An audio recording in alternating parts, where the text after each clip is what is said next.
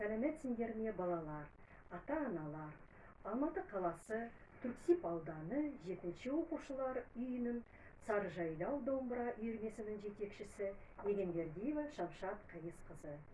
Рухани жаңғыру бағдарламасымен атадан мұра асыл қасиетті домбыра аспабын дәріптеудеміз.